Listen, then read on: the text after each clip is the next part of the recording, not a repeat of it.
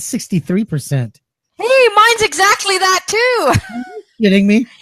Exactly, 63%. Do you think we can add it together and like be over 100%? We are working on only 63% power. Shit. Well, that's more than you usually have. For real. I'm usually about like at 15 by now. Yeah. Okay, Because well, as long as we have enough to like share this and let the people know. just because I don't get to charge my phone throughout the day. Today I did though. I actually bought a brand new charger so I could charge my phone. And then have you ever noticed this where if you have a charger, it works perfectly for your phone. Yeah. And somebody else uses your charger and then for some unknown reason your charger doesn't work as well anymore in your phone. Have you ever noticed that? Maybe no, because I don't give my charger to nobody. Oh my God. That's like one of my pet peeves. That's like if someone, when you're at a restaurant and somebody reaches over and grabs something off your plate to try it. That's another one of those things that just drives me crazy. And I was inside before the show and I was laying there next to my wife and she was sitting there reading and I was going through Wish because I'm a Wish junkie. And are you really? Yes, I am. I'm a Wish junkie. I've got a lot of things in my wish list. But so anyhow, I'm sitting there and I'm eating this 3-cheese chicken penne pasta dish. Oh my God. It's absolutely amazing. And my wife reaches over and picks a piece of the chicken off of the plate. I'm like, we have been together over 20 years. And I don't know how many times I have told you I don't like when people eat off my. She's like, I never knew that. I had to throw the bullshit flag. She knows that I don't like people eating off my plate, but she does it. And well, she's my wife. She's the mother of my 2 children. And she has seen me in probably the most vulnerable position I could possibly ever be in. So I guess she can eat chicken off my plate. Yeah. Well, welcome to the show. Thank you for joining us. Well, hello, Bill. How's it going, my man? Lynn, our Wonder Woman, Lynn, doing our amazing graphics and videos and helping us out. Our awesome assistant here at Grit and Grace, because my gosh, do we need this? I love the message she sent to us the other day. I laughed out loud, literally laughed out loud when all of a sudden we get this message and I'm like trying to find what it is that she's, and I had seen it like 3 times. Oh, because I didn't know exactly what I was looking for. I'm looking for a WAV file and here it's a WMV, not a WAV. So I'm looking for an audio file or something maybe that she found somewhere that she wanted to say, hey guys, check this out.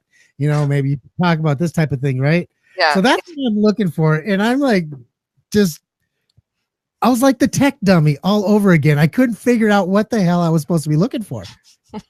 And you're like, well, I found it. And I'm like, what the fuck am I looking for? I don't know. So then I get to it and I finally get to see it. And I'm like, wow, this is so cool. This is awesome. This is going to be rocking. Yeah. And then she says, guess who found PowerPoint? I laughed my ass out. And I don't know. Yeah. It was so innocent. Yeah. Such an innocent statement. But it caught me at this moment where I'm already a dumbass for not seeing what the hell it was that I was supposed to see. So I'm like, what the hell am I looking for? And then she says, guess who found PowerPoint? And I thought, this is cool. This is awesome. I wish I knew what the hell I was looking for. If I would have known, I would have known right away. Boom, that's what it is. So funny. Sorry, Lynn. I was a dumbass. Oh, it's funny. Well, we all have our moments. We all have our moments. I guess. Yeah, this week has been all about moments for me, though. Oh my God, yes. And yeah, and you have had profound moments. Last weekend was prom, so that's what I've been seeing in my feed No, all week starting last weekend because it was prom up here too. oh, so prom up there, but it was graduation here. My Oh yeah. my yeah, my oldest daughter graduated from high school, so that was crazy. And I No want to doubt. say thank you to all the people from all over the world who sat through an hour and some odd minute video, a live stream video of my daughter's graduation. Literally, they're literally in this entire thing. It might have been even longer than that. In this entire graduation video, there was like 15 seconds worth of video that I would want everybody to see. And that was my daughter actually being announced, Yeah. walking up the stage, getting her diploma. And that was it. Yeah. That was it. But I did the entire thing because I thought, well, my dad can't be there. My mom can't be there. All these people that came out for the party had to go home. So I figured I'd do the whole thing so they could all watch it. Come to find out, they just checked in and out every now and then, which I wish I could have done. No doubt, eh? Oh my God. Graduations. 391 children graduated. 391 bright-eyed, bushy-tailed, That's it? Wow. 9 little children graduated, believing that they're going to go out into the world, take it by storm, and change everything about it. Yeah. I love youth. I know, right? You think back to, oh my God, just different, completely different people from when you think back to that time.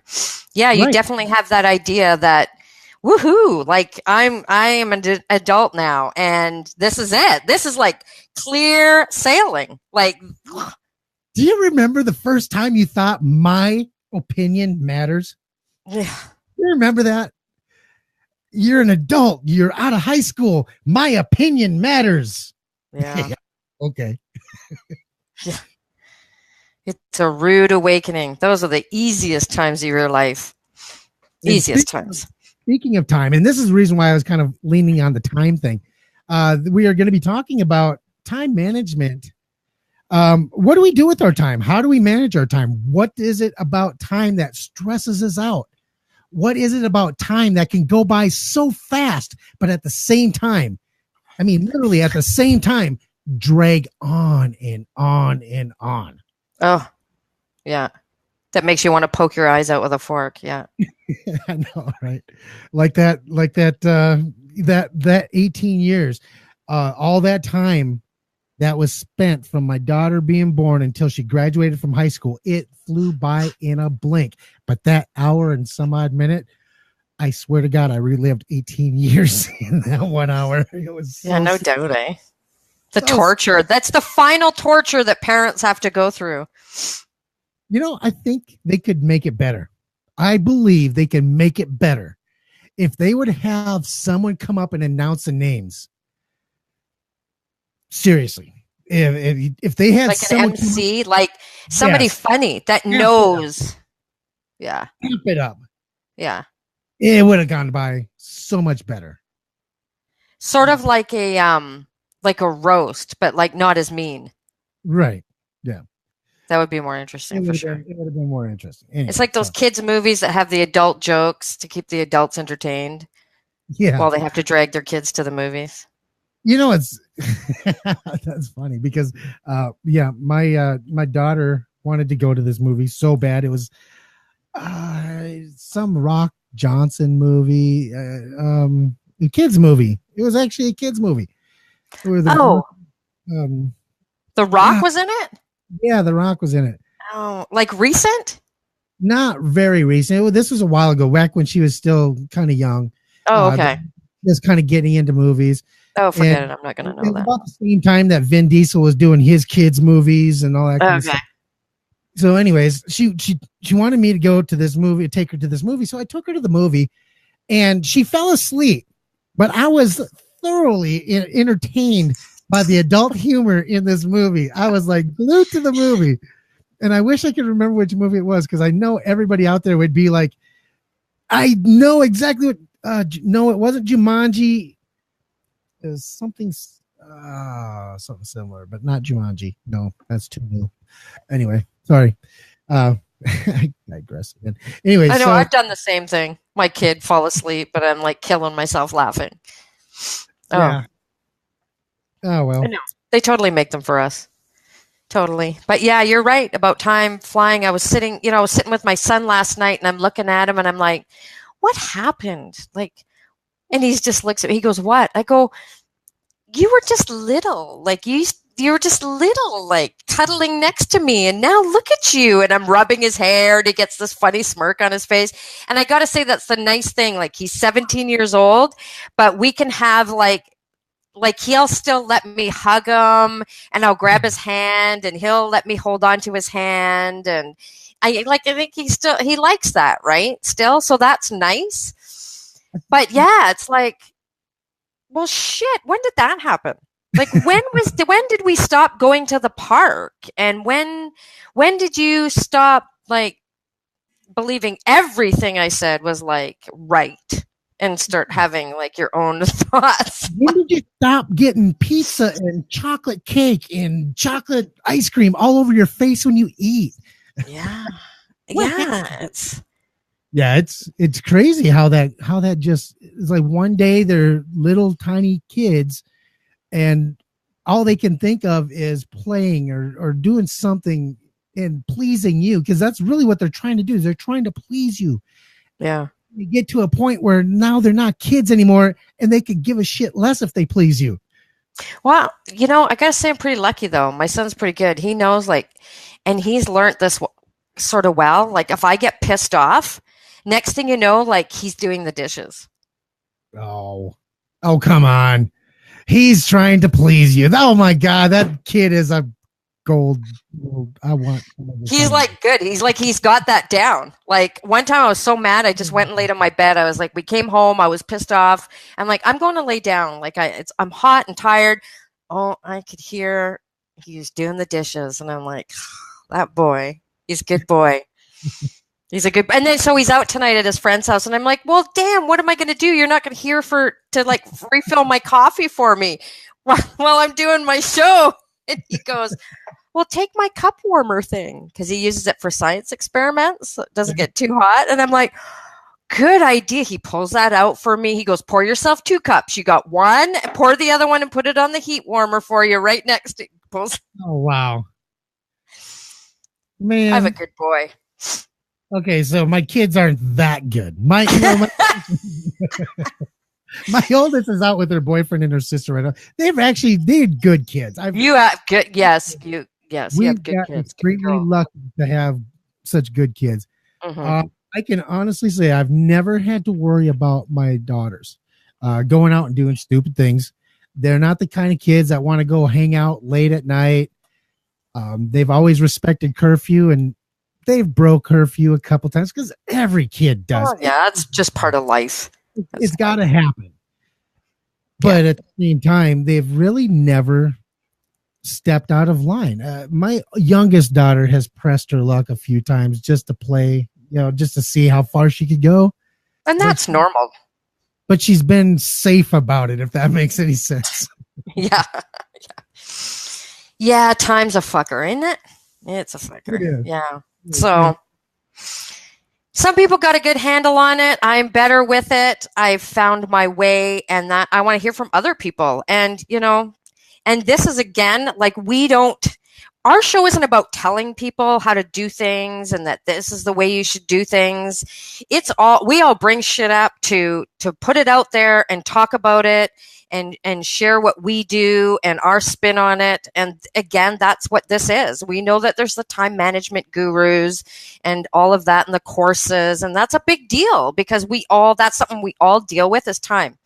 Like we all have no choice. That is just something we have to deal with. So we're going to talk about that later. So if that's something that you beat yourself up over, which God, I did so much, then, you're going to want to stick around or if you found the perfect thing for you, maybe it's the perfect thing for somebody else, stick around so you can share that. That's going to come up soon.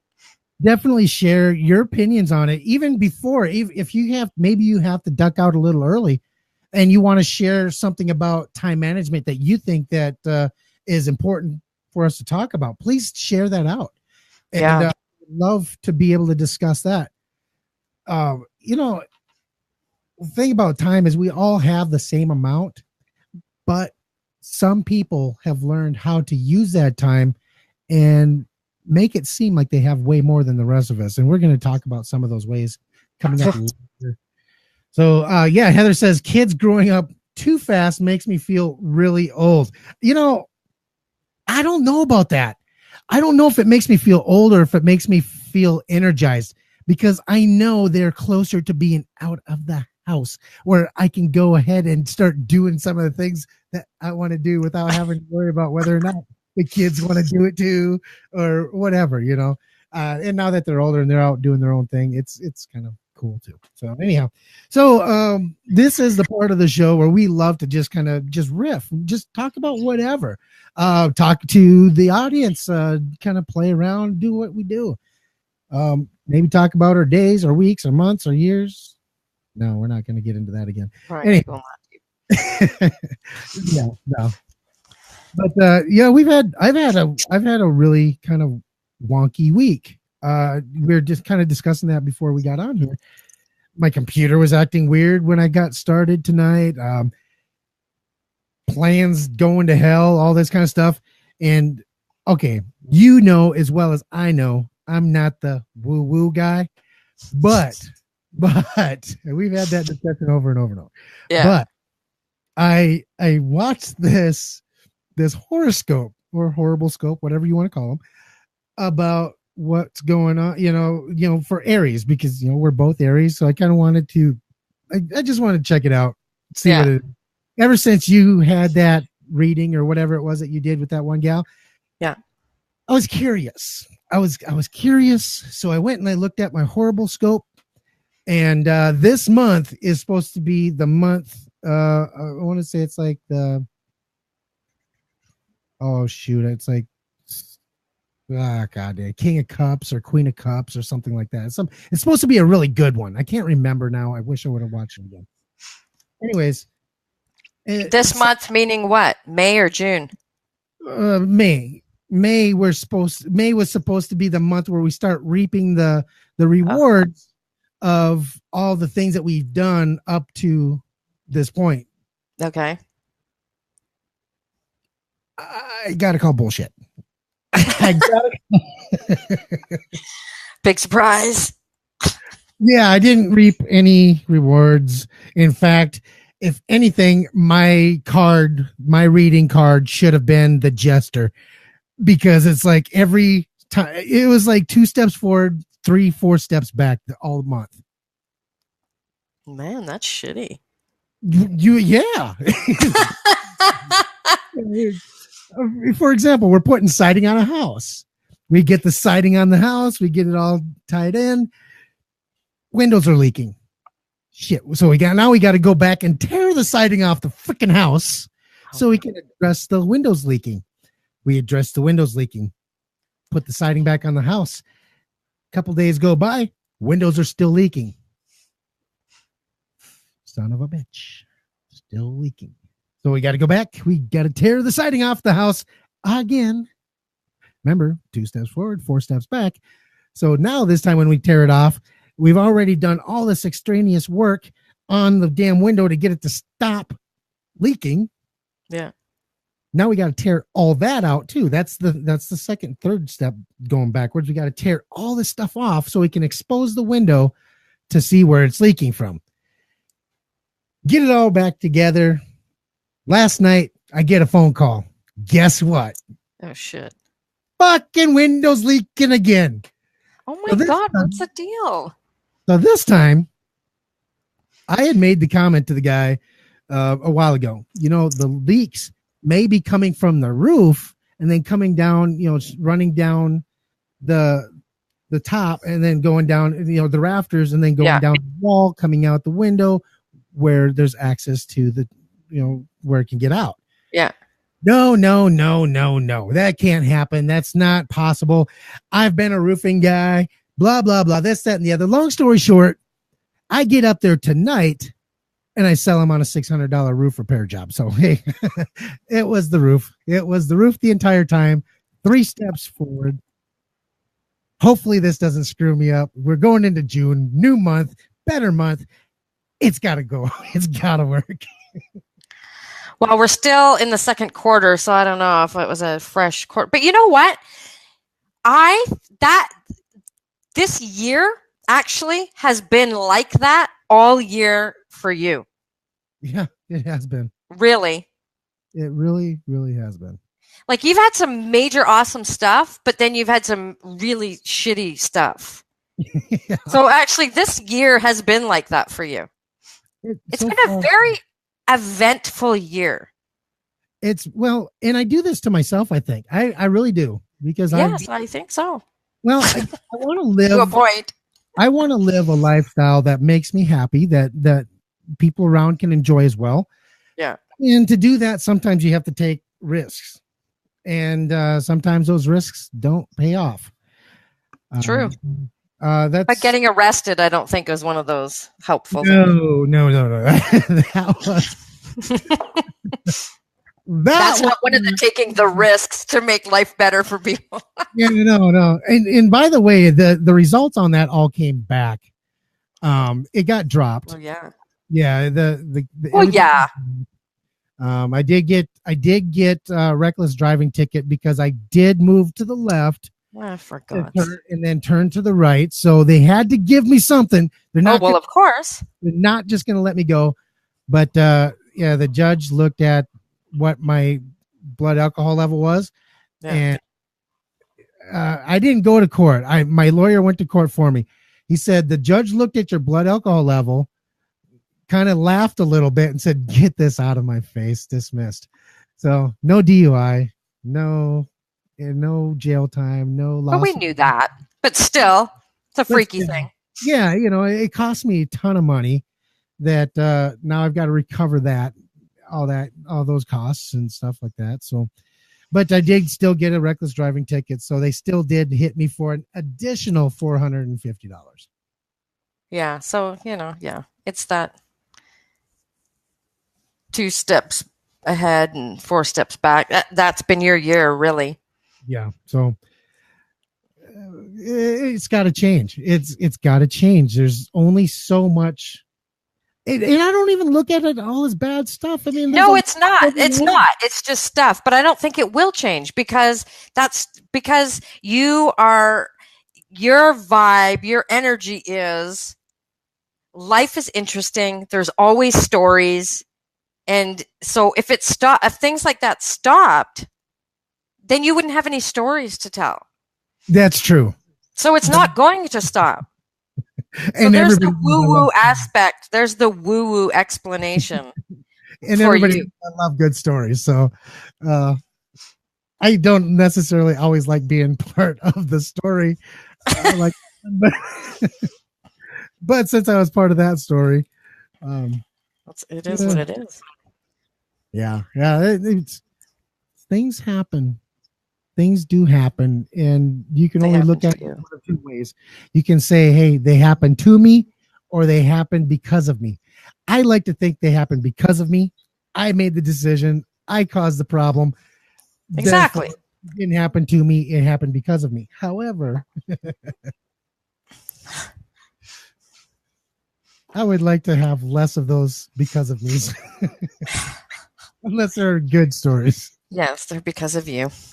Jeez. So what do you got on tap for his and hers? His and hers. Oh wow. Yeah. Am I leading this week? Do you want to lead? I can. It's not that big of a deal. I've got a pretty funky one. My daughter actually is the one who set up his segment for me. So I'll start. Okay, dude. But for those who are just joining us or maybe don't watch us regular, this is just a fun little segment that we like to do before we get into our hot topic. That's his and hers. So we each bring something the other one doesn't know about just to talk about. Whatever. We're either getting an opinion or we're sharing something or what's going on or it's a rant or a rave or whatever the hell it is. So just to set that up for those that are new, because we always have new people that join us all the time. So, so this week's his topic comes from Facebook, a Facebook post my daughter put out there. And after I got home and we discussed it a little bit more, she says, well, why don't you take it to your audience and let them decide? Let the people decide. So I'm going to pull. I love those kinds of things. Yes. Let the people decide. And I feel that this is absolutely absurd, but who am I? I'm just some weird guy that grew up on a farm and don't know what's cool and trendy and hip nowadays or whatever. I don't know. So, you not cool? Come on. No, I'm like the epitome. Anyways, I'm trying to find this thing here. I'm reading this post earlier today, and it's talking about, Kara and my wife got their nails done, got pedicures. They went out and they got themselves all primed and fancy up, and they feel good. So that's cool. Yeah. But then they hear about this doggy spa, and they give doggy facials, like the Hollywood style pimp my dog type spa for dogs. Yeah. And she says she wants to go and get her dog a facial. What the fuck does a dog need a facial for?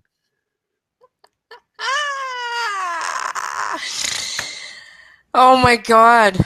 So what was the discussion you guys had? So the discussion was, she says, so many questions with this. Yeah, well, go. You can ask him where. So the discussion was, she says, "Hey, Dad, I was at the spa, blah blah blah, and you're talking about getting their nails done and their toes done and all that kind of good stuff." And I'm like, "Oh yeah, they look great. They look beautiful. They're awesome. I hope it makes you feel good." And she says, "Now I'm going to take Trixie and get so she can get a facial." I'm like, "Wait, what?" I can just imagine your reaction. Why would you want to waste money on getting your dog a facial? I mean, it's not like it's got skin that you're trying to maintain the elasticity in the skin. You don't have to. It's not like the collagen in her skin is being depleted by any means whatsoever. Yeah. She grows a better beard than I do. So what's the cost of this?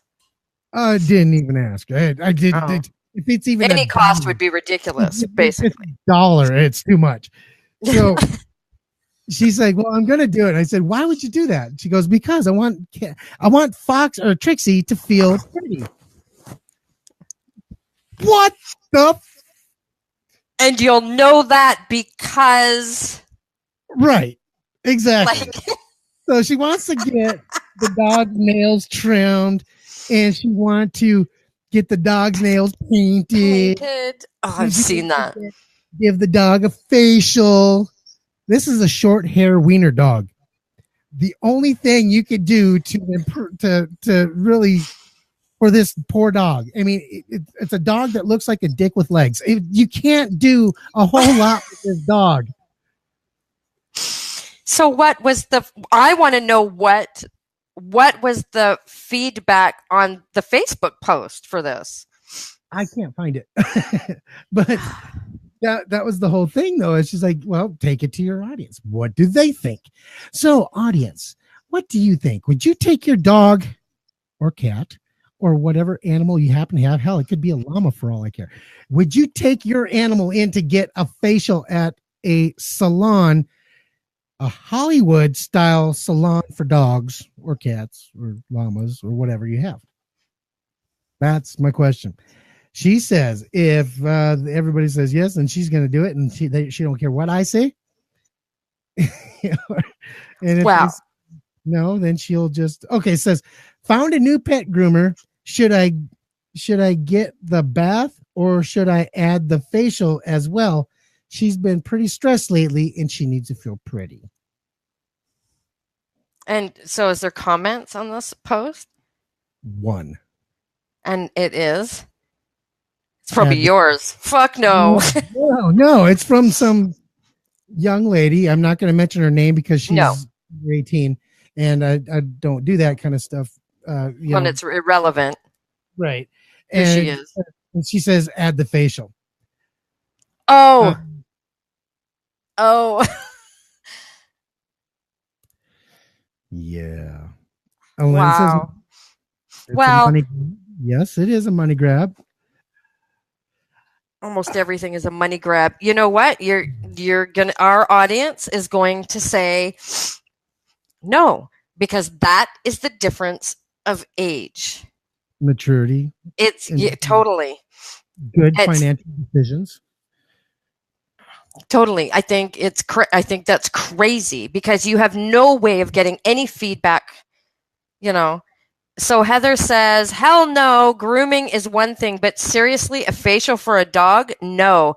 I totally agree. They have no idea. I mean, you can't, how are they absorbing? They're not absorbing anything. It's sitting on their fur. Their skin is not, unless you're going to get in there and between the, it's that's the grooming thing. You take a dog to a groomer, you get it, it's bathed. I don't know if all dogs you trim their nails and squeeze their glands, whatever you got to do to clean it. That's gross. That's so gross. But dachshunds, they have problems with that. So lots of dogs. So anyhow, that's his topic. So please let me know. Let us know if you're watching the replay. Put replay and then your answer. I would love to know what your thoughts are. I would love to take this to my daughter, and I would love to have my daughter sit there and understand the fact that this is not a wise financial decision. Now, if she wants to go get her dog a little dress or whatever from Petco for $12, she does look cute in the little dress. I'll give her that. It's funny. Her little jackets and stuff. That's funny. But a facial, no. Yeah, I find that's just sort of it's like a Joneses type of thing, keeping up with the Joneses type. Oh, I brought my dog for a facial. Yeah, it's like something you would see on some Hollywood, some movie, some teeny bopper movie that makes fun of Valley Girls or some shit. Yeah. But see, that's that's life concept, right? The concept of life and the world. I mean, that it's just different now. I can see thinking about that at that age because your concept of life and the world is just so small and just so not like that at all. But you know what? If it's okay, I will add this. If it's $10-15 for an add-on, do it. Do it. See how your dog responds. See if she looks like, she's enjoying it. If it's more than that, you're crazy. You're crazy, crazy, crazy. I wouldn't. I think it's nuts. But if this is a need that she, Now, she is going to hear what you just said. She's not going to read a single freaking comment now because she heard you say, if it's only $10-15, do it.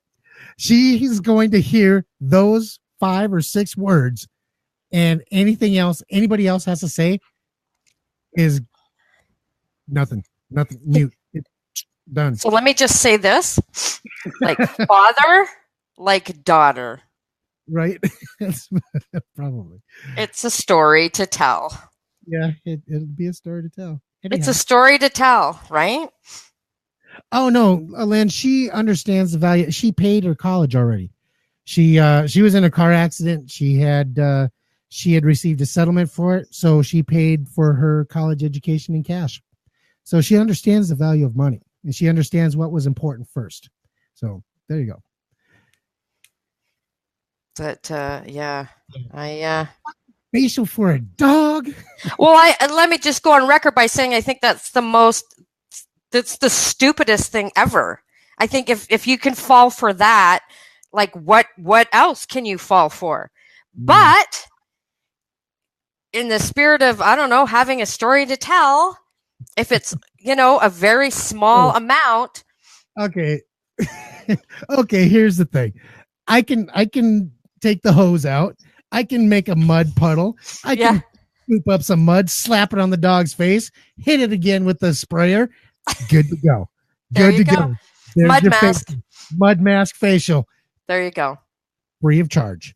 Now I can understand a massage. Absolutely, Heather. Absolutely. Because I'll do that with my cats. I'll do it like under, because I mean, they have muscles, and I'll do that under her arms, and, I'll rub really good. And you can tell that they like it. It feels good, no doubt. But the massage is definitely, and that goes for anybody. I mean, they're, like you said, they got muscles. They're just like us. Yeah. And we need massages. And, it's funny you may even mention that, because my friend Heather happens to be a masseuse. So if you're ever in the Rapid City, South Dakota area, you need a massage, that's who you go look for. She's there? Yeah, she's there. She's here. Okay, Heather, I'm coming there. So I'll come, and you can we'll hook this massage. We'll get this massage therapy thing going on. I haven't had a good massage in, oh my God, probably a couple of years, and I used to go very regularly. Very regularly. Everybody should go for massages regularly. Oh yeah. When I worked in the mall here in Rapid, I was the assistant facility manager there, and they had this Chinese guy that had a little massage, whatever. So you'd go sit down in the massage chair. There's one of those you kind of lean forward on. Oh, yeah. And you'd get like a 15-minute massage for $15. I would go get that done every single day. And it was just like, oh God. So yeah. So see, there you go. See, sweet. I got you, girl. Cool. She'll hook you up. Cool. Awesome. There you go. Free plug. How you like those apples? Yeah. So if you're in that area, go check out Heather. So what do we got on the hers? Well, it's funny because things popping up on my screen. I did not know what to pick because there was a few things to talk about. What are you doing? Popping up on your screen? Popping up on my screen? Getting pop-ups? Oh, yeah, I was. Just, some weird random thing. So I didn't know what to pick because it depends on the mood that I'm in at the time. But that I saw again on Facebook. And then it's so funny because then somebody, like shortly before we got on to do the show, made a post really related to that. And so as I'm scrolling today on Facebook, someone makes a post. Oh, and it always seems to happen when I'm frickin' eating the most grossest frickin' things. But I really hate the abuse pictures or videos. Like shit that I can't unsee is really difficult. And, like animal abuse pictures. So I saw one that was really awful, like really, really awful. And I'm not even going to say what it was because that shit sticks with you. And I hate seeing these animal, and I understand these people share because, they're wanting, they work, to try and, so that animals and slaughter and they're in the conditions that they live in and all of that. And I get that. And I'm grateful that there's people that work so hard in the world to rescue animals and travel around the world doing that. But I don't know why it's so important to share these things to do that work. I've seen 2 videos like that. Only 2 that are. Well, I won't watch the videos because I know ahead of time I'm not watching it. I'm not watching a video either that says something about this nanny is now been arrested for, the abuse of this child. Like if I know what's in that video, I'm not even watching the video. Well, the problem is the videos that I've seen weren't um they weren't videos that they were like videos that just automatically start playing when you scroll through them. They just start playing. They don't check this video out or anything like that. So the two that I saw, one was of a kid grabbing a dog by the tail and flipping it over his shoulder and slamming it on the concrete. And then another, and so I reported that one to Facebook. And the person that, here's the thing, the person that shared that was sharing it because they said, hey, this is disgusting. It needs to stop. I get that, but I don't want to see that shit on my timeline. Yeah, well, it's keep sharing it doesn't make that stuff stop. It really doesn't. No. Like, someone obviously saw it. People have seen it. Report it. Like, don't share it on social media. Like, there's nothing that we can do. We don't know where that is. We don't know the people. We don't know anything. And you see that stuff and it just kills me. And the problem is a lot of this stuff comes from other countries where they don't have those strict laws like we have. And that's really where the problem. Yeah. So it's sort of, your sound sort of disappeared for a second. It's disappearing? Oh, okay. Yeah, you kind of talked and then it was gone. Oh, wow. Okay. Oh, no, it's on a delay. You're on a delay. You're delayed for some reason. Yeah, it's because I'm using up 100% of my system resources right now. Oh, okay. It's getting tired now. The little men inside your machine are like, it's been an hour. Like, holy shit. They're like, screw you, fucker. Yeah. God, you keep going here. You try this shit, man. I can't do it no more. So, is it necessary to share these abusive pictures, videos, to further your cause, to be a champion for the cause, to raise awareness, to get support?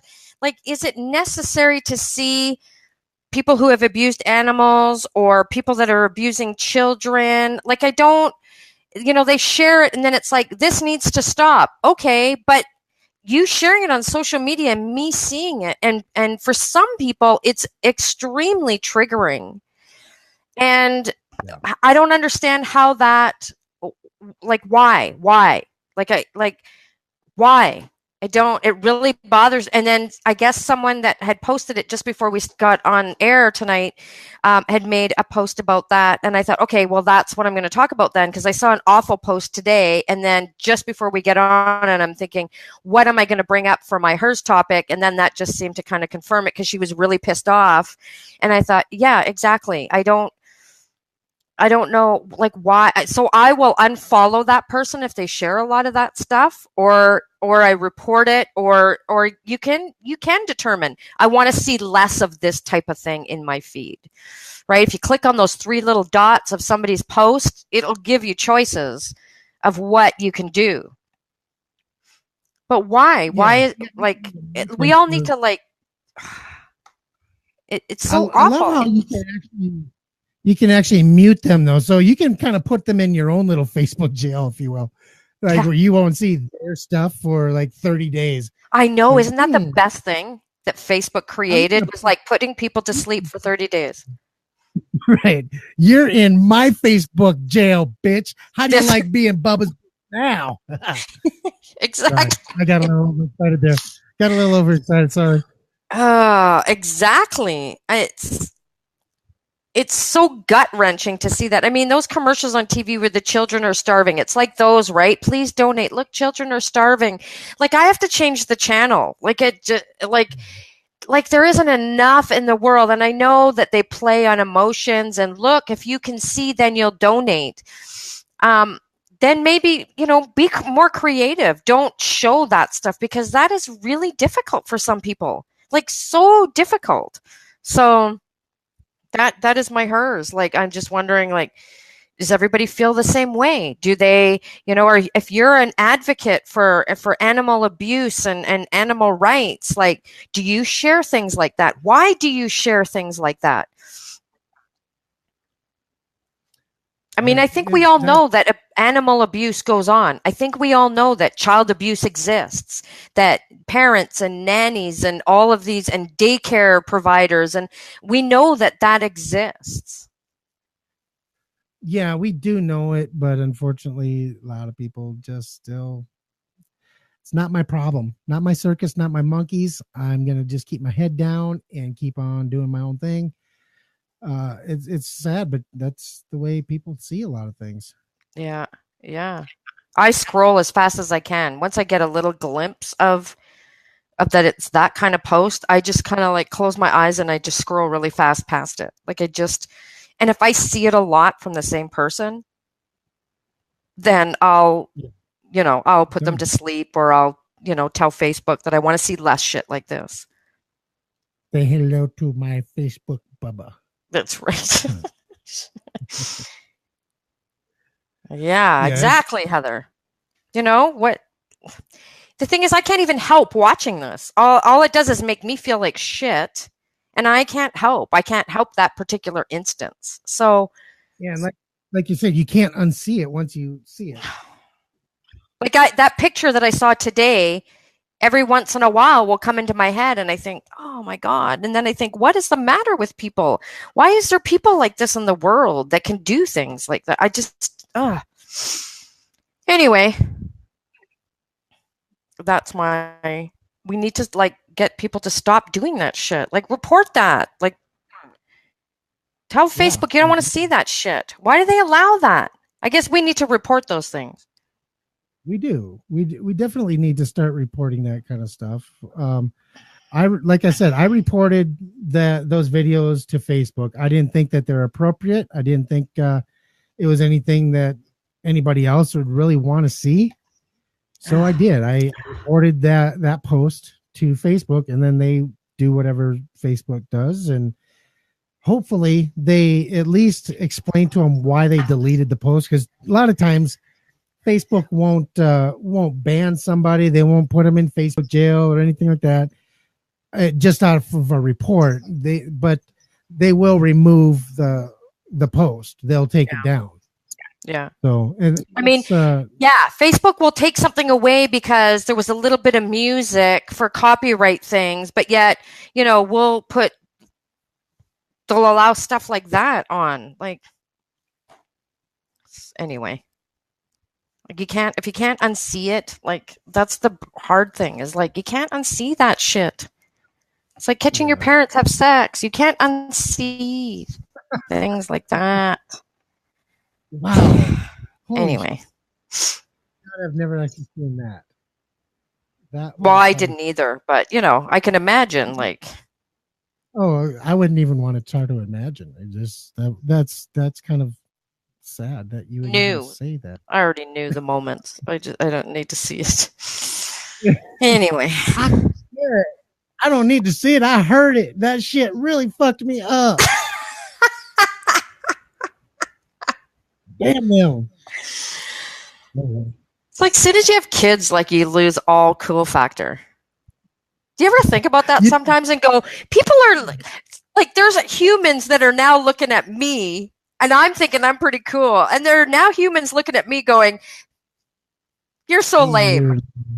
You're just lame. Don't do what that thing that you're doing right there. Yep, that thing right there. Don't do that. Yeah. You can do anything else anybody else is doing, but that thing you're doing right now, just don't do that. I get that. Weird. We used to do that. I know. We used to tell our parents, hey, don't do that. Don't say groovy. Don't say the stupid things that you say because they were cool in the 70s. Now we're saying shit that was cool in the 90s, and our kids are like, don't stop. Just don't, please stop. No, it's so bizarre. It is so bizarre. Like every once in a while I think about that and I think I still feel like I'm in my 20s and stuff. Like I still have that feeling. And then it's like, sometimes my son will be like, he'll look at me and he'll be like, you're weird. Yeah. He's just like, there's somebody that thinks I'm not awesome. Like, Yeah, I'll do something like that too. And then I go home and I pop a fistful of freaking ibuprofens, and they see, that's why you shouldn't do what you just did Yeah. ever. Yeah. Ah, You God. might think you're 20 years old, but your body will tell you in no real quick, you're not 20 years old. No, well, I don't know. My body feels pretty good. Yeah, my body don't. No, not at all. No, but well, look at the shit you do to your body. Like, no freaking wonder. You need some CBD oil. I'm gonna send you some. CBD, that's illegal, I think, here in the state. No, it's not. It's legal in all states. Oh, because we had guys getting arrested last year during the Sturgis rally for selling CBD ointments and selling CBD oils and all that shit. I don't know why. They just did. Well, that's retarded. There must have been something more to it, or they're gullible, or the cops don't know No, anything because it's all new. No, it's if in this state, this state is very much one of those. If it's new, it's not good. Get rid of it. That's the state. I mean, Unless it's a drug created by the pharmaceutical company, right. And the doctor said you should take it. But the doctors in this state, this city, they won't tell you to take anything unless they're getting paid by the pharmaceutical company. So, well, that's pretty much all of them. Yeah, that's true too. Right. Pretty much dictated by the powers that be and everything. So anyhow, we're kind of using up some time here, and that's what we're going to be talking about next, coming up in our final segment of the show. Yeah, talking about time management. So yeah. It's time. I was trying to find something. I've actually been here kind of busying myself trying to find this really good it was a video that was made. It was actually started off as an audio, but then it got turned into a video by a really good friend, Colin Porter, over from Nottinghamshire, England. And I haven't seen him around. I know he's been kind of dark lately. He kind of went underground while he's working out his program, and that just dawned on me. Yeah, he's kind of. He's not much of a Facebook person anyways. He never has taken to it. Twitter was more his thing. So yeah. Quick and fast.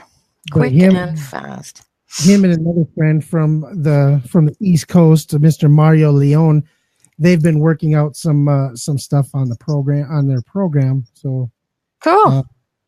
Anyways, he made this video for me because I had done this audio about time. Oh. And it was really, it was real short, maybe a minute and a half. And then he put it to video. So I was trying to find that, and for some reason I cannot find it. I was trying to find that, and I was going to try to play it, but maybe I'll just put it up on the website so people can check it out on the website instead. Yeah. See, this is why you should prepare ahead of time. It didn't hit me until like 2 minutes before we're going to go into the segment. You're such a guy. I know. Yeah, that would be good. I want to see that. I've never seen that. I did not use my time wisely, we could say. Well, we all do that, right? And that is something that I've always struggled with. I used to beat myself up a lot, and I still do to a point. But time is one of those things that you have to develop a really good relationship with, because I don't know if anybody else who's watching, whether you beat yourself up over time. Like, I used to be really bad. It'd be the end of the day and I'd be like, oh, shit, I didn't do this, I didn't do that. Not even acknowledging anything that I did accomplish, which could be a whole whack of stuff. But I would just focus on the things, and then I'd feel crappy about myself. And then we see what other people do, and we think, God, how do you get all that done? Yeah, there's a lot of people. You look at them, it's like, wow, these people are they professionals at this time thing? Do they have something that we don't have? Whatever it is, it seems like there's always people that have certain skills. They seem to be able to just always be on it. They never seem rushed or hurried. They just kind of float through the day. And then you get these people who are getting the same, same amount or less done, but they always seem just frazzled and harebrained. And just, what is it? There's got to be something to it, something more to it. What have these people figured out that maybe we all haven't figured out yet? Mm-hmm. Well, I think you have to find what works for you. And I know, for a while, the time management thing was, the 5 a.m. club. Get up at 5 a.m. That was really pushed last year, big time. And not that I'm dogging it. But I know it's not for me. I am not, if I have to get up before 7 a.m., like that's tough for me. That's really tough. And I'm just not going to. And I won't schedule things before. I try not to schedule anything before 10 a.m. because that's just not me. And I'm not a morning person. I'm much more a night person, but our world doesn't function that way. So, but the 5 a.m. club, that is just not going to work for me. And some people try it.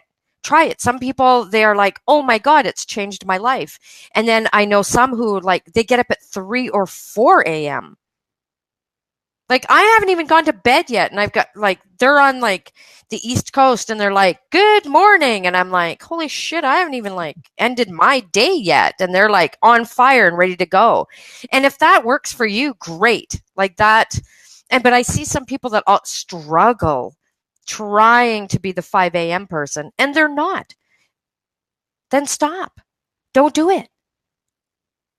I first started hearing about this whole 5 a.m. wake up at 5, wake up at 4, whatever, all this stuff. It was probably about 5 or 6 years ago listening to the James Swanwick show. And I remember the first time I heard it, I thought, you're full of shit. No way.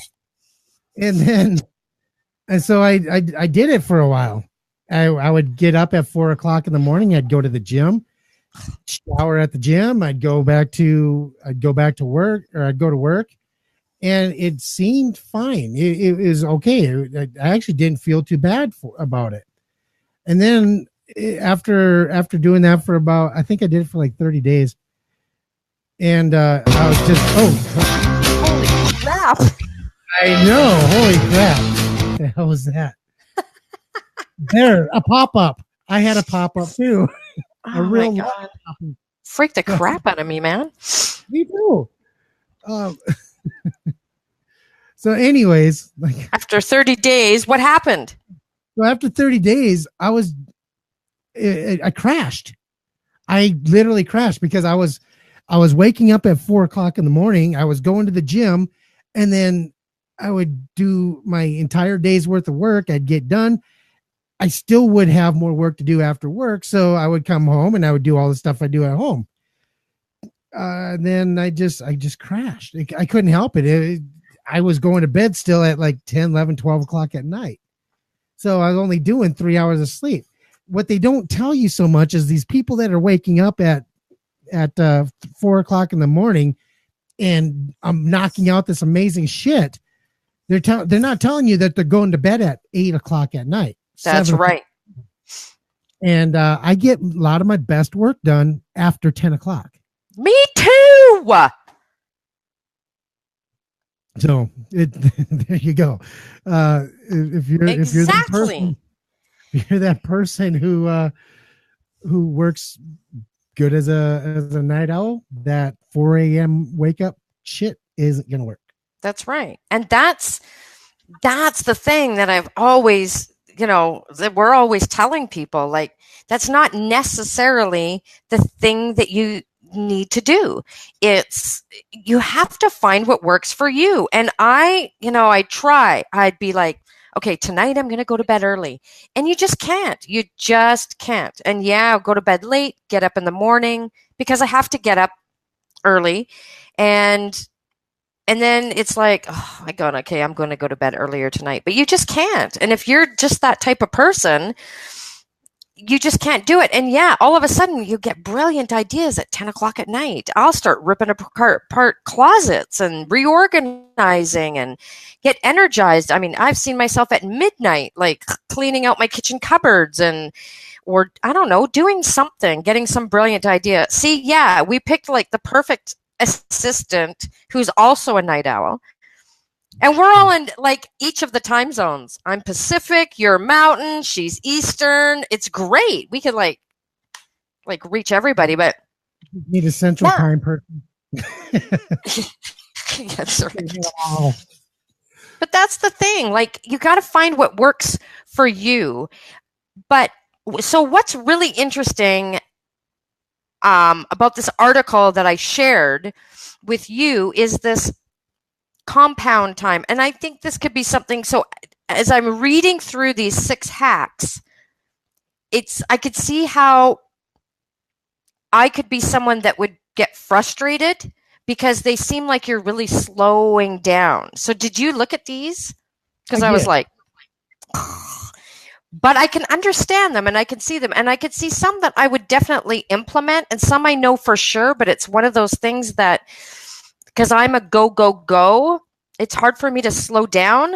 I could see, some of these I'm looking at going, yeah, I get it. But, you'd almost have to like freaking pin me down. It would require a lot of discipline on my part to do that, even though I know that it would be good. But I found it really interesting reading these because we always hear about, this uber successful people like Warren Buffett and people like Oprah and Tony Robbins and all these people that accomplish so much, these successful people. But that all have these things in common. And we hear about the mindset and things, but these time hacks and how this guy calls it to compound time, because it's slow now, but over time. So results may be little now, but over time, what you'll yield will be so much better than going. Right. And I can see, I saw that one and it's like, yeah, I kind of identified with that because that's kind of like what I've done with a lot of the things with my businesses and things like that. I've kind of used that compound time-esque type of way of doing things. It doesn't all happen at one time. Mm-hmm. It kind of happens over a longer period of time, but when you look back, it's happening. You can see it happening. So yeah. So let's share these. Yeah, let's do that. Like, let's share these hacks. There's 6 of them. And, maybe there's something that we can incorporate. Maybe for people that are watching, take it as a challenge. If you've never implemented anything in terms of time management, maybe now is a good time to implement. We try out different things all the time and finding what works for us. And I've come to know what I can do in the morning and what I can do at night. I know how time works for me and how I need to schedule my days, and days that I absolutely don't schedule anything because I've learned over time what works for me. So I thought these were very interesting, and, maybe take it as a bit of a challenge and try these things, or one at least. And the first one, which is something that I think is a really good idea, and you may not think that this is a time hack, but it's keeping a journal. And we've heard about keeping a journal and how it can change your life, but looking at this in terms of a tool for time management is really, really different. And I've never seen that before until I read this, that keeping a journal can be, how beneficial it can be time-wise. See, I don't keep a journal here at my house, but at work I do. I have to keep but it's not necessarily a journal.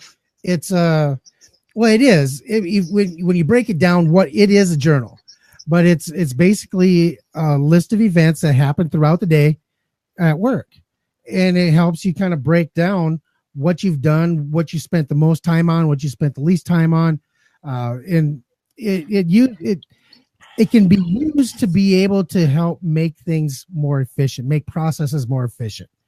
So that's what we use this for. And so when I was looking at number 1, I was like, hey, we do that. That's pretty much what we're doing. We're writing out a work journal. We just don't call it a journal because that sounds kind of woo woo and sissy. No, I'm just teasing. We don't. It's just not called. We don't call it. We don't call it. We just. It's just. It's just a way to track what we're doing throughout the day and see where we need to work more. And and I think different kinds of journals. I think something like that is helpful for people who think that they don't accomplish much. So when you have something to go back and look on, then you can go, oh, look, I did. Look at all the things I did do. So I think that's really useful that way. In this hack, it says Benjamin Franklin asked himself, what good shall I do this day? And every night he asked, what good have I done today? Steve Jobs stood at the mirror each day and asked, if today were the last day of my life, would I want to do what I'm about to do? That's a great question to ask yourself. And then, other millionaires, they take a few minutes each morning to count their blessings. And, there's some people that do the gratitude journal and all these things like that, and taking the time to really reflect. I never looked at it as a time thing, but it definitely can add to it. I thought it was really, really interesting reading about this in terms of a time hack. It blew me away. But the more I started thinking about it, I thought, so you can try that. If you're not a journaler, journal. And a to-do list is not a journal. I think write down the things that you've done and how you felt about them, because that's another thing I think that people do so much stuff that they don't enjoy doing. A to-do list doesn't turn into a journal until after you've done it. Yeah. And it's a journal entry. That's right. So number 2, hack number dos. Naps can dramatically increase learning, memory, awareness, creativity, and productivity. So it says, pulling from the results of more than a decade of experiments, NAP researcher, look, this is a job you can have. So many jobs we don't know about. NAP researcher Sarah Mednick at the University of California, San Diego, boldly states, with naps of an hour to an hour and a half. I couldn't nap that long. I wouldn't be able to snap out of it. I like little short, like half an hour, but an hour to an hour and a half, you get close to the same benefits in learning consolidation that you would from a full 8-hour night's sleep. People who study in the morning do about 30% better on an evening test if they've had an hour-long nap than if they hadn't have had one. Kind of mouth problems today. Albert Einstein broke up his day by returning home from his Princeton office at 1:30, having lunch, and then taking a nap, and then waking up to a cup of tea to start his afternoon. I mean, and there's cultures that are like this too. Spain, Mexico, Italy. Absolutely. My dad was a big napper. I've never been a big napper until recently. I've taken more naps in the last 2 years than I have my entire life. Have you? Yeah, it's crazy, but I could definitely do this. I could be that guy that naps, works. If I had I would be that 1 to 1.5 hour napper though. I would have to take 1 to 1.5 hour nap, and then I could probably work for about 4 to 6 hours. Eat something during that time, take another nap for a couple hours, wake up, work for another 6 to 8 hours. And there's Elon Musk. I was reading this thing one time about Elon Musk, and that's what he did when he was throughout his early days when he was just kind of getting started. He would nap. Days didn't matter. The concept of day didn't matter to them. All he did is he took a nap for 2-3 hours. He'd wake up. He'd work for 8 to 12 hours, take another nap, wake up, take another nap, wake up. He just kept doing that. Mm-hmm. Well, now we know who Elon Musk is. We know what the Tesla company's all about. We know the stuff that he's trying to do in Australia. Yeah. That was his way of doing things. Just taking, 1 to 2 hour naps, wake up, work for a couple, 6 hours. He would stretch it as long as he could, 6 to 8 hour work days, Yeah. or work periods, I guess. Yeah. Yeah. Yeah. Days, nights, didn't matter. I'm always like, you missed it. There she is. We already talked about the doggy facial. You're gonna have to go back to the replay to find out. Yeah, you'll have to go back and watch. Yeah, I've always been an anti-napper. Like, I've always been nap. Like, I got enough time when I'm dead. I will have enough rest.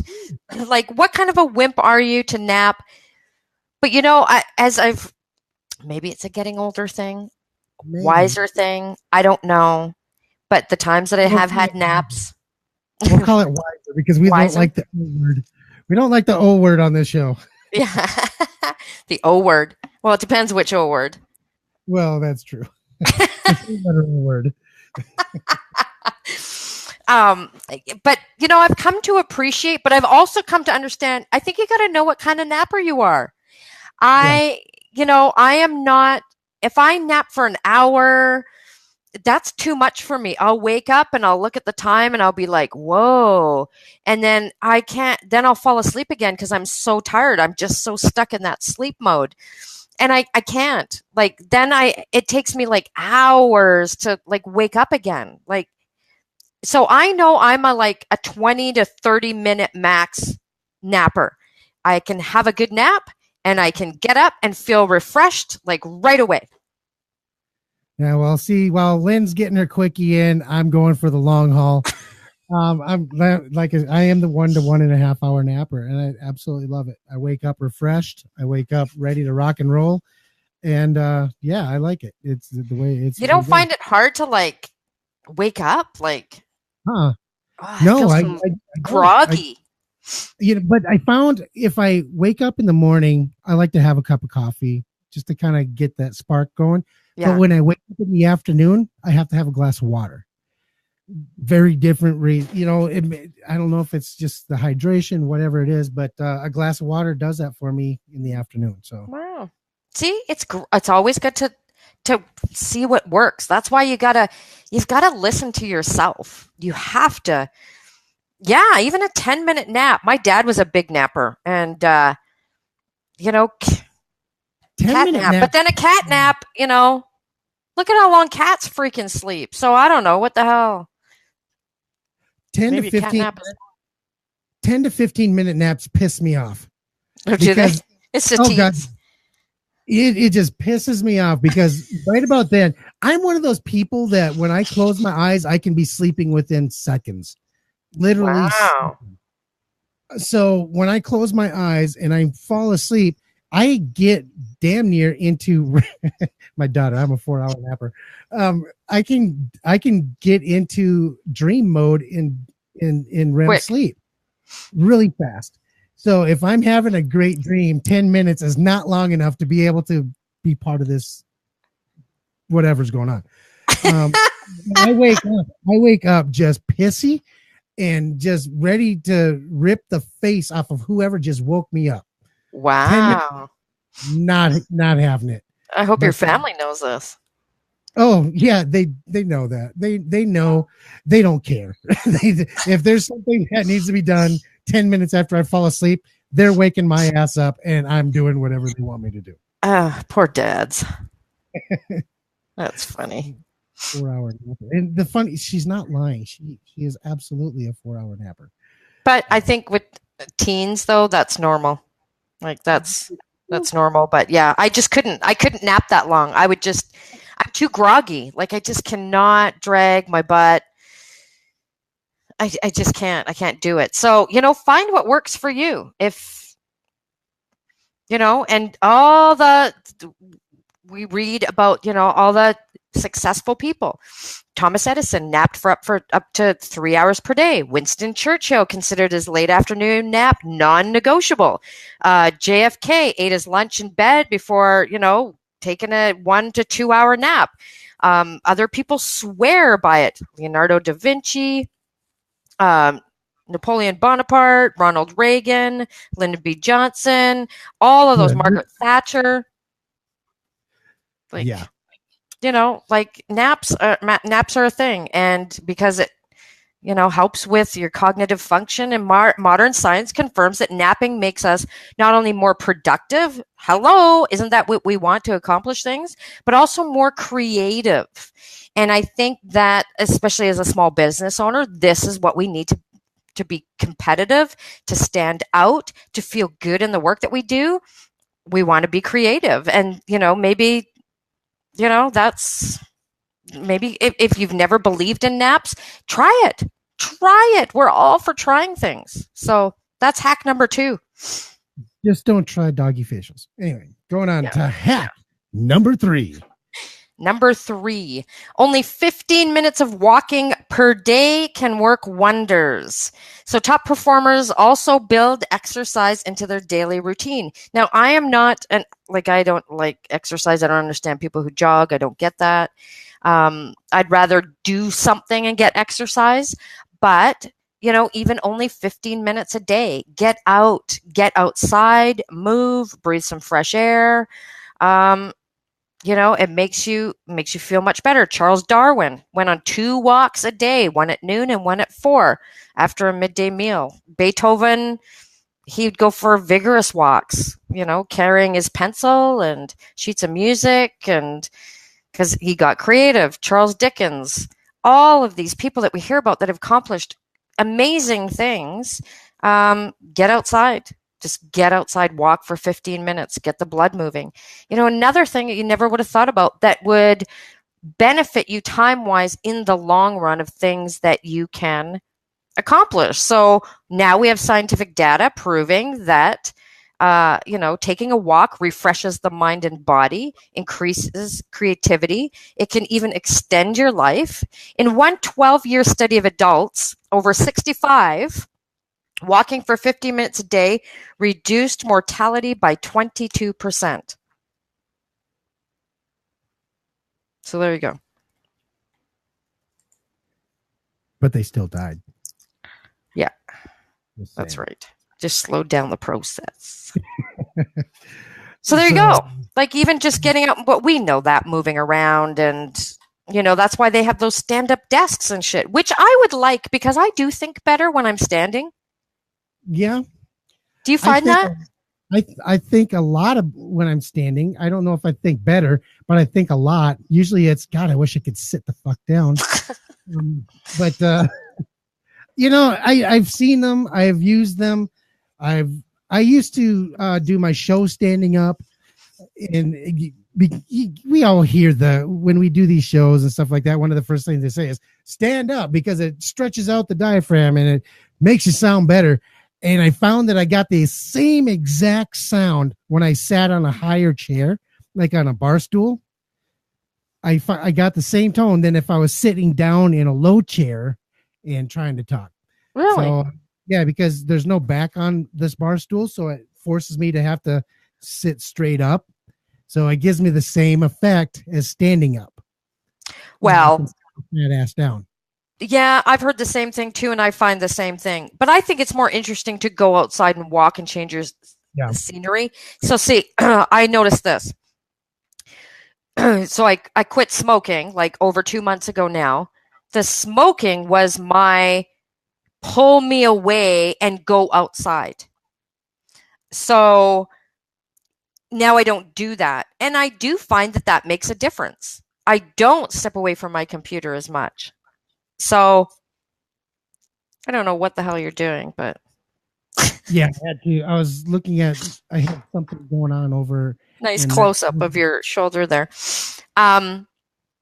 So, but I like the going outside thing. So if you're lucky enough, if you have a great area, I mean, I have, where I am now, it's nothing for me to go walk down my walkway. I have a great view of the ocean and the mountains across the way and all of that. So get outside for 15 minutes. It's great. And Lynn says, you think better in bed waiting to fall asleep. Yeah, and it's the same with being in the shower. I think it's the solitary times. I think it's the woman thing, because like I said, I fall asleep by closing my eyes. I'm out within seconds. Women, though, for some reason, they will stay up for the next 30 to 45 minutes. Oh, not me. Oh my God, that's you That's say not that. that's not me. Sometimes I'll stay awake, but I can. If I'm by myself, I ain't talking, obviously. Do you do this though when you're getting ready for bed? Do you read? I used to So before I gotten into a relationship, yeah, and then I stopped because he liked watching TV all the time, and I can't read while the TV's on, and I just never got back to reading. Corinne is the same way. So hack number 4 is reading is one of the most beneficial activities we can invest in. Yeah, and And I stopped. I don't do it as much. and it's absolutely true. Absolutely true. It When is. as I was going through this, it says, here's an amazing truth. No matter our circumstances, we all have equal access to favorite learning medium of Bill Gates, the richest person in the world, and that is books. Top Mm, performers in all areas take advantage of this high powered, low cost way to learn. mhm. Now, back, oh gosh, this must have been 10, 15 years ago now. I know you guys hate him. Everybody loves to hate the Trump man, but I read his book. I read actually all the books that were written. He didn't write them. Somebody else wrote them. He just Yeah. never, whatever. I read all the books, and pretty much in every single book, he mentions this. The reading. He would wake up every morning reading. He would read the Wall Street Journal. He'd read all the trade magazines. It didn't matter what it was, magazines, books. Anything in his industry, he was reading about it, and Mhm. it helped stay, relevant and at the top of his industry. Same thing with Winston Churchill, George Washington, Thomas Jefferson. Now, mind you, these people did not have television. I get that, Mm, but even though they didn't have television, it was that reading, that ability to sit down and spend time reading whatever they got their hands on. And I think that's an art that we've lost, is people nowadays only want to read about what interests them. mhm. Whereas back in the days before television, people read whatever they could get their hands on, and they would read it Well, more than yes, and back in the day before, cell phones were so like commonplace, people would these. have that stack of like whatever in their bathroom. And if you Mhm. went to the bath, you read whatever was there, and you could learn something new. And a lot of times it was the Reader's Digest, and you'd flip through and you'd learn something new, right? Reader's Right. Digest had a new word.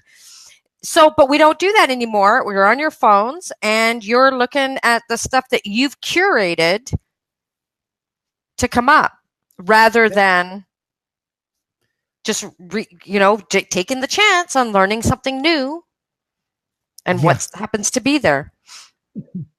In What's funny is in my house, in our bedroom, my wife has got one and I've got one. We both have our own bookshelves, Oh, and both of our books, and they stand about 7 feet tall, and there's for about 6 shelves in it, and it is full of books, too deep.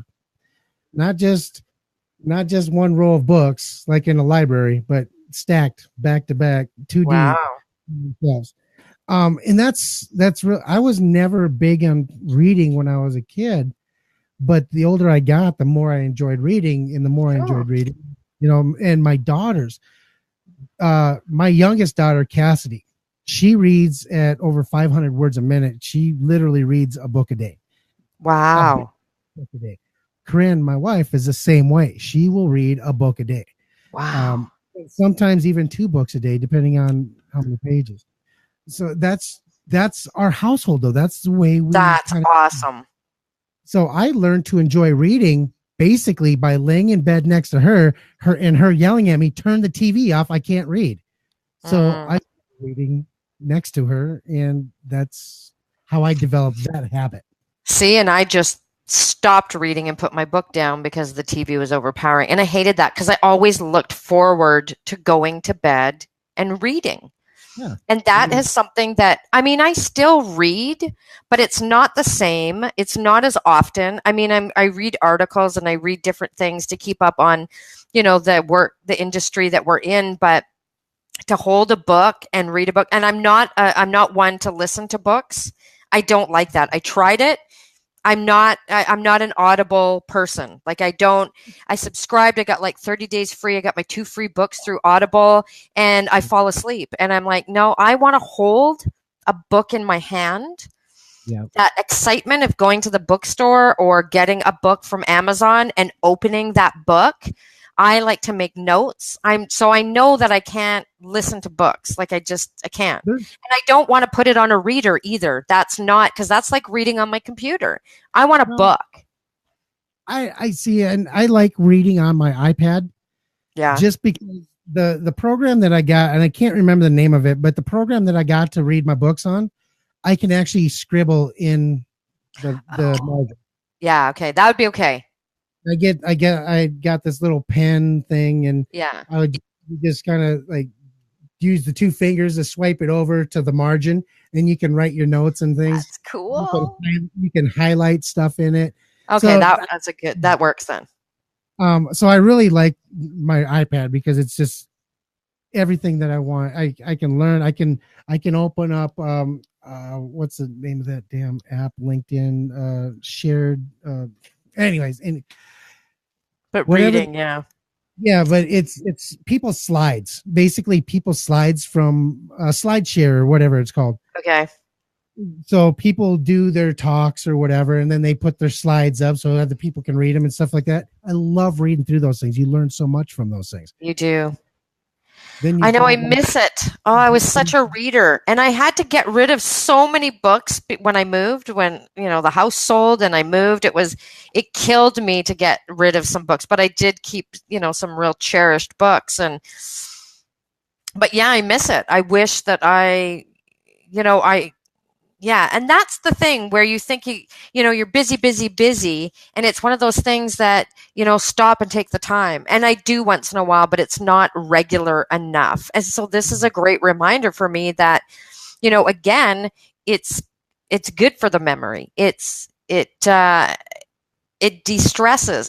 And it depends on what you read. I love reading biographies. I find them really inspiring to me because sometimes we can feel so isolated or think, oh, am I going to be able to do that thing that I want to do? So I find that biographies are super, super inspiring and empowering to get you back on track. So, read. Books I like to read are books. It doesn't matter. A lot of the books I read are about ideas, like this. Like an idea, say for example, electricity, whatever. And I'll read several books that have differing perspectives, but they support the same idea. And it reinforces what I've learned, from that. Yeah. Because when you got 2 or 3 or 4 different books, they reinforce the same idea, but they come from 3 or 4 different perspectives. You really have the ability to form your own perspective as well as reinforce what it is that you're trying to learn in the first place. So absolutely. And I do the same thing. So anyways, number 5. I got to open up my phone again. So you and I do this a lot, not just with each other, but with other people and stuff like that. And that's having conversations with partners lead to surprising breakthroughs. Yeah. We all have these people that we talk to regularly on different things, depending on what it is. And there's some people that you could just talk to about anything. And it mentions in the article, taking walks. If you're taking walks with people, you can have these conversations. You and I have these conversations either through text or messenger or even talking, on the phone or whatever, calls. And the reason why they're so powerful is because of what we were talking about in the last one, the perspective. I've got a completely different perspective than maybe Lynn has, and that's really why we started this show in the first place, is because we have two very different perspectives. We can add something to that. So this show really is kind of a demonstration of hack number 5. Well, it totally is. And it's so funny because, like, even when I was away out of town last week, I had messaged you about something. And so, like, you and I we'll talk about anything, and messaged you about something. And next thing you know, like, CJ will call. My phone's ringing and it's CJ calling. And, you know, you bounce things off of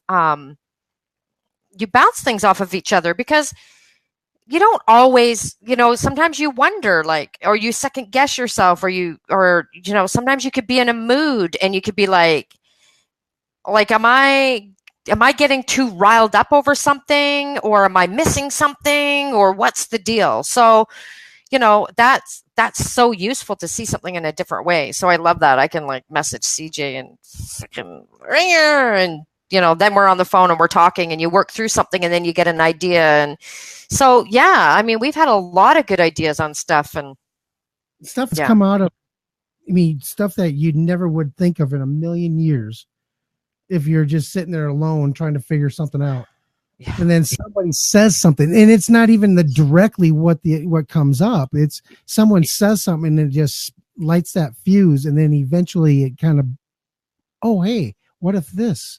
Based on that conversation, it's weird. It usually never has anything to do with what you're talking about either. Right, exactly. It typically doesn't ever, but yeah. So yeah, like I said, this show is really hack number 5. That's pretty much what we started this whole show for.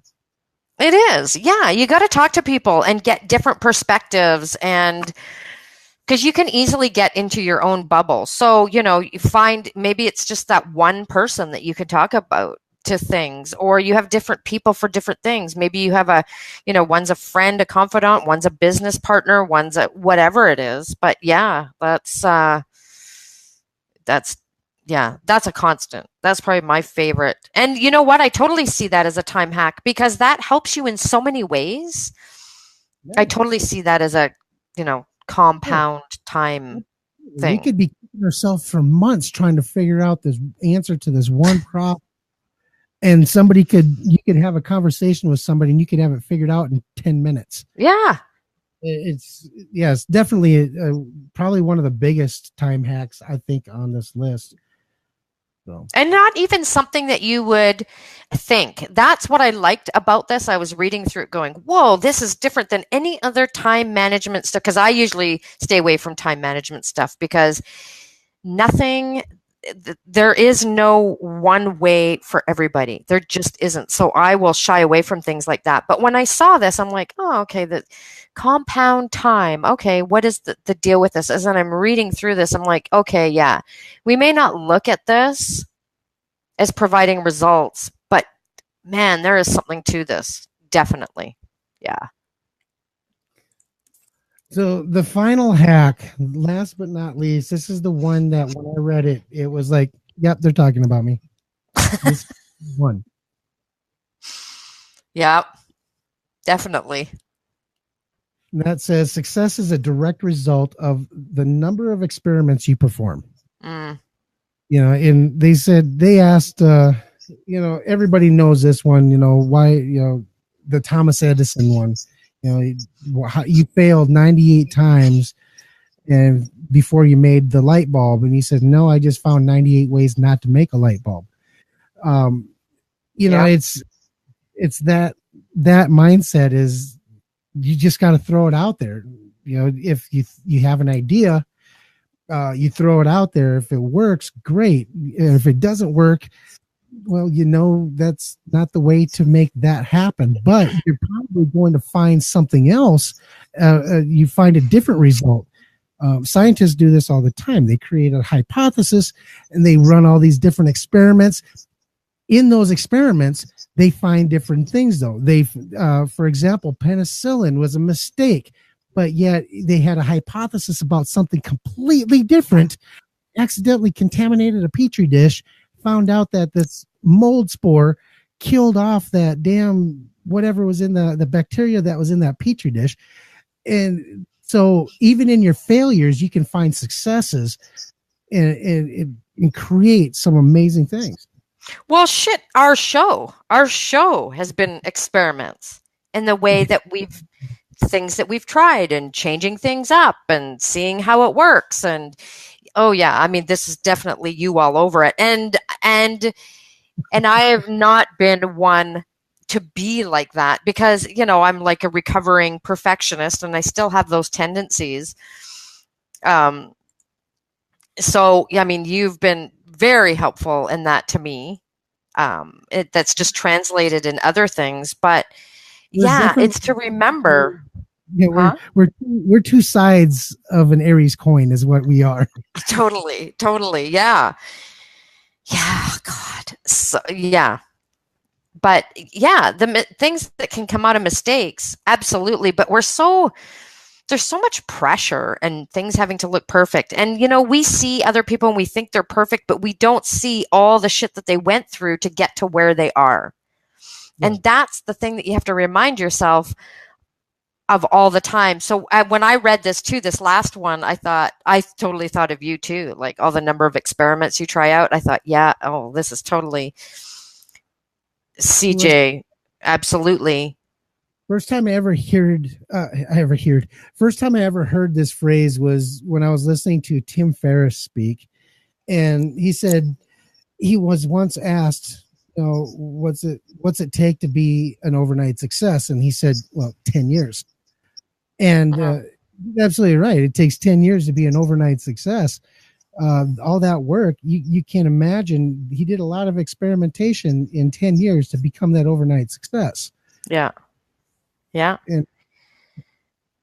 There's people that practice and rehearse and all of that. I mean, it's still trying things out. I mean, you see that from professional athletes. And I mean, they don't become good and then that's it. They stop and they only play when, you know, it's time to play. And I mean, they're constantly and they try out this move and that move. And I mean, that's what life is, right? And we have to, I know it's tough sometimes. I mean, well, that's why, you know, you look at these artists, these different artists throughout time, Picasso and Van Gogh and all these amazing classical artists. What made them who they are is why we know who they are rather than some other artists that you've never heard of is they experimented with styles of art and they created their own style of art through experimentation. The reason why we know who these professional athletes are is because they experimented with different ways of practicing to become better. So we know who they are rather than these people that just kind of go through high school and fade off into the glory days of when I was in high school football, you know, type of thing. You know, it's that experimentation that really sets them apart. It helps them find themselves. It helps them find their track. And what we see as their track is we see it as success. We believe these people are successful. Do they feel they're successful? Probably not, because they're still experimenting. They're still trying new. Exactly. Yeah, exactly. And you know, it's funny. We're in this day and age that people want to stand out and want to be individual. And especially if you're, you know, in business and you're a small business owner, I mean, that's what the talk is so much is how do we stand out from the crowd? How do we do that and look different? But yet we all don't want to look different because we don't want the attention coming to us. So you're absolutely right. When we experiment and try these different things, that's when we find, oh yeah, I like this and I like that and this works for me. And then you find your own little thing out of that. And that's why following all the usual time management, go to bed at this time, get up at that time, do this, do that. Like take little bits and pieces of all of these things. So experiment with it.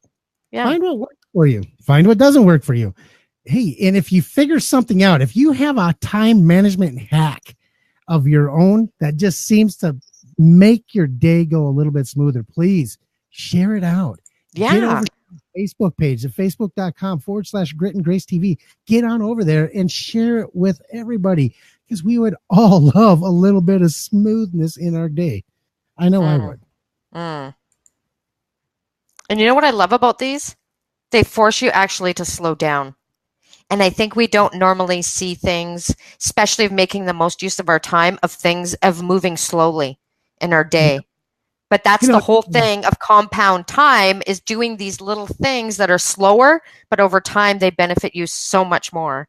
So, we used to have this saying in the military when we're doing our movements, like we'd practice over and over being able to move into a building and move through a building and get it cleared out and move on to the next one. We always used to say, slow is smooth, smooth is fast. Slow is smooth, smooth is fast. Smooth is fast. So you slow down just a little bit. All your movements, instead of being jerky and trying to be quick at everything, you slow down, everything moves smoothly. And as you're moving smoothly, you move fast. So that's something that a mantra we used to use in the military, and it's so true. It is. So true. And we used to do experiments with this. We'd have guys, we'd have them clear a room, like a practice building, and we'd say, go through it as fast as you possibly can. Just rush through it as fast as you can. And they would go through it in like 3 minutes and 49 seconds. Then you'd tell the next group, go through it as fast as you can. And they'd go through it in like 3 minutes and 20 seconds. And then you would tell the same two groups, all right, what we're going to do now, we're going to slow down. We're just going to slow it down, think through it methodically, smooth it out, and see what your time is. They would get it done in like 2.5 minutes. They would take over a minute off their time by slowing down. Yeah. I know we're just not meant, or it's just, things aren't geared that way. That's not the way we're approached with things all the time, right? Everything is, is faster, louder, smooth, like everything's fast and quick and move and hard and like,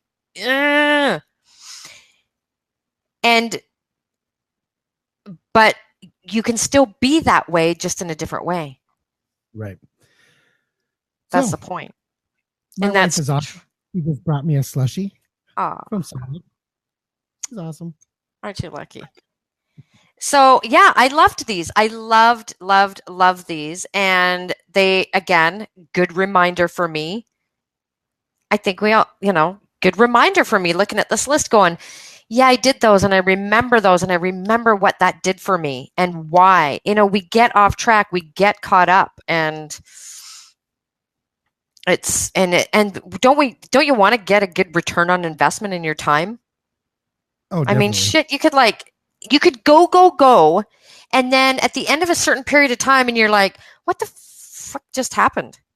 I don't feel like I did anything. I don't feel fulfilled, satisfied. That didn't even feel good to accomplish. That didn't really do anything. So it's really about, how do you get the best return on your time? And, I was reading that thing about Warren Buffett's assistant was saying he has less to do in a day than the average person. Like, his calendar is really like once a week. He goes for a shave or. Yeah. Problem is, but it's different now. There comes a certain point where you reach a level where your money buys you time. And what I mean by money buying you time is now you can afford to pay other people to do the things. Exactly. Exactly. You're buying more time. Yeah. Yeah. I mean, for sure. You've got to have that busy time. But I think we can all afford to be a little wiser with it, for sure. But yeah, if you've got something that you do, share it. If there's something that you do. I know something that really made a difference for me was laying it out in the calendar of these days are for this, like Mondays are for this, and Tuesdays are for this, and doing different things like that. Scheduling out my days. Mondays are for this, and I do this, these things in the morning, And Fridays, Fridays are for follow-up. And I found that made a huge difference. So it wasn't getting up at 5 a.m. for me. It was just putting things into order. Yeah. A little bit of this, a little bit of that. It was all experimentation, and just like the last hack, that's exactly what it was, is experimenting with all these different things. So, challenge to you all, if you haven't done any of these things, try them. Pick one and see how it affects your time, your view of time, your perspective of time, how you move about your day. Try it out. I challenge you. And definitely go check out the video. We'll have it up there in the next day or so. I will find it. And check that video. We will, because I will hassle him. Not that that means anything. I hassle him about shit, and he doesn't do it. Gotta find the time. Yeah. Yeah, exactly. So, before we go, though, I just want to run through something really quickly. Mile High Radio is premiering another audio drama. So if you're not familiar with Mile High Radio or audio dramas, back in the day when the family used to gather around the radio, there wasn't TV, your favorite shows were on the radio. There's so much happening in the world of podcasting and radio theater, as it's called. I love these. The creativity is off the charts in what podcasters are doing with audio dramas. We premiered the first one on Mile High Radio back in November with Tangent City. And us two awesome people have parts in Tangent City. Tangent City's on a break at the moment. We did the first 5 episodes. That is going to be coming back. But we have a new one that's premiering this Sunday at noon Pacific, 3 p.m. Eastern, and that's 8 p.m. UK time. It's called Orchid Grove. Orchid Grove's based in a very tiny community of just over 1,000 people. That some very dark things have happened there. So if you want to tune into that, it's going to be every Sunday at that time, noon Pacific, 3 p.m. Eastern, 8 p.m. UK time, milehighradio.com. And high is H-I, not H-I-G-H. But we share that out. If you follow CJ and I, or you like the Grit and Grace TV page on Facebook, we'll share that out as well. They're fun. They're great to listen to and get into the story. And we're going to be premiering some more, but this is the next one that's coming out. I'm excited for this one because I'm not in it. And because I'm not in it, it really makes it even more interesting to me.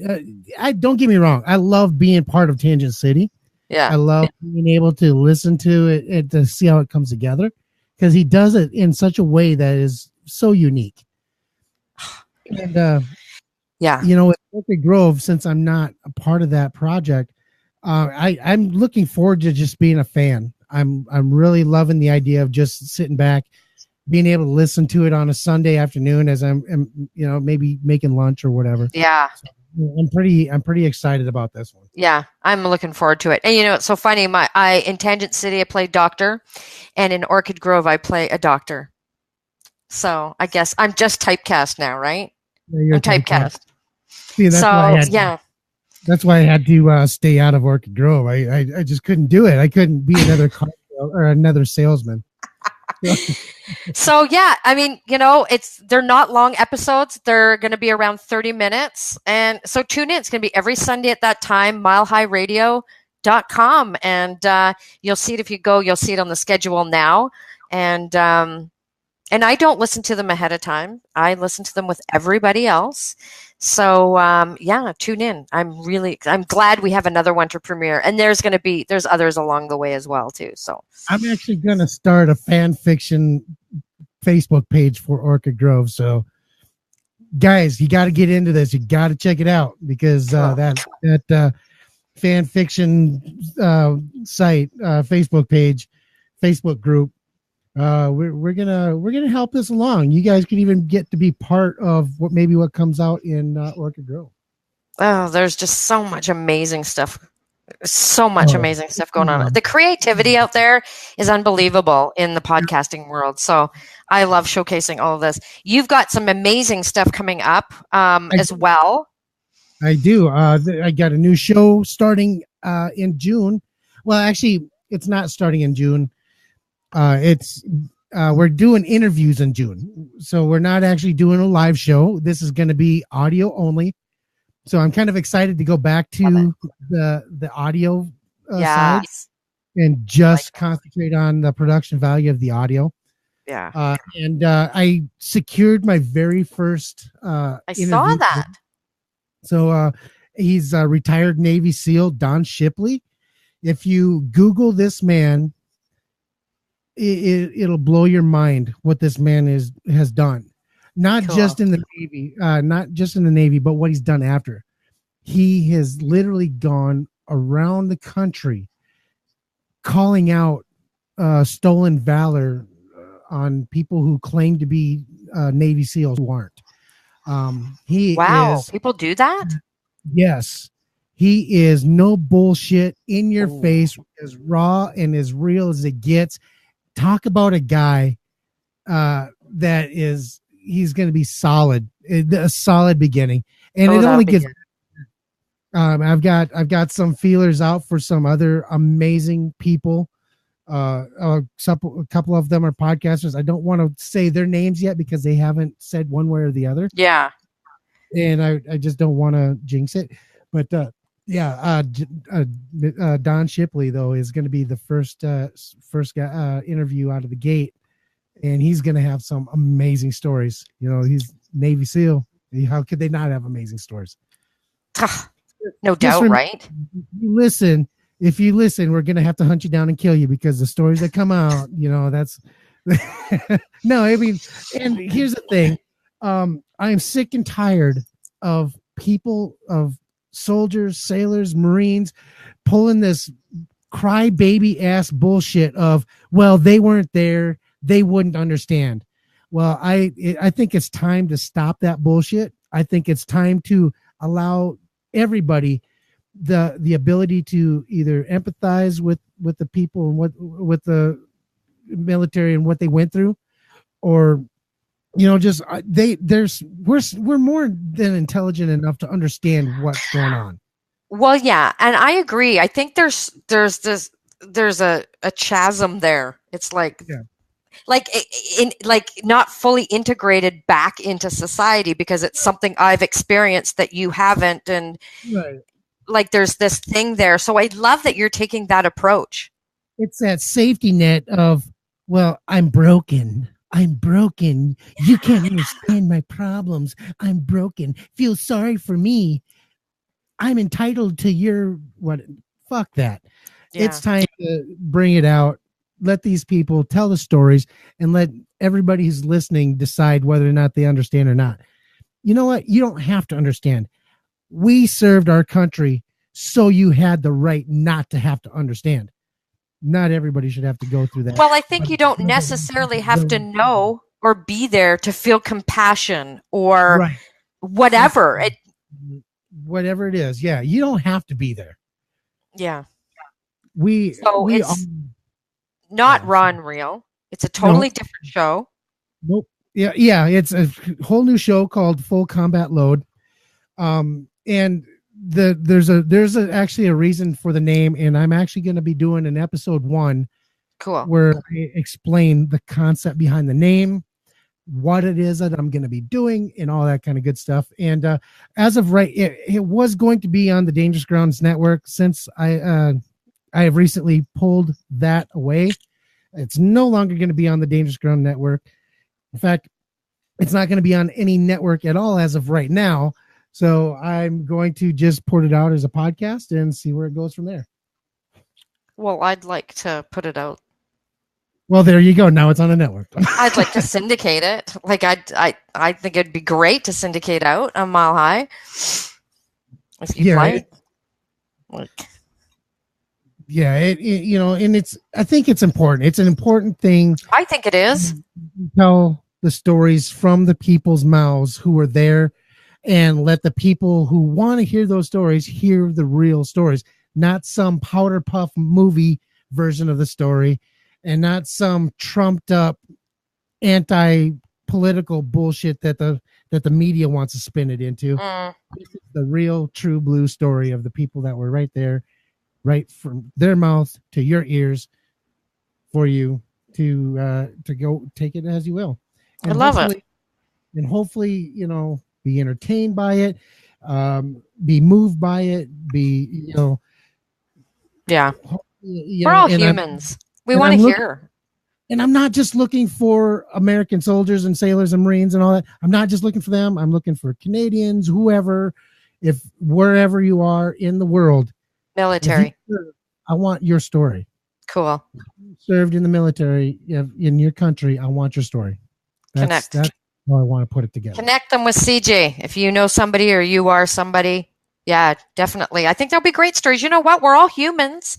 We can all feel compassion and something. I mean, there's things that other people have gone through that I haven't gone through, but I can feel love and I can have empathy and I can feel compassion and I can lend an ear. I mean, all of those things. And I think there's been this divide between soldiers and civilians. Yeah. So that's great. I can't wait. Time to put that shit to bed. Good. And only you can do that. Well, anybody can do it. I just happen to be the one that wants to do it first. But the way but it takes you to do it. It's taking you to do it. So that's awesome. Cool. Love it. What are you doing still here? You're still watching this? Because we're just yakking. Like, show's over. No, thank you, folks. We do appreciate every time you guys show up, every time you comment, say hello, whatever it is. We loved seeing you guys here. So please, if you're watching the replay, hit that replay button. I know this is at the end of the show, so if you watched it this long and now you're just hitting replay, sorry, you probably thought we were still talking to you anyway. So thank you. But you'll have to go back and watch because we need you to weigh in on facials for dogs and the his and hers topics and share on your hot topic for Time Hack. So you got to go back and watch. Definitely. All right. Awesome. So till next week, folks. Thank you very much for watching, and we'll be seeing you. Have a good night. I forgot to hit the end broadcast button again. I gotta let my cat out. She's mad at me. Hang on.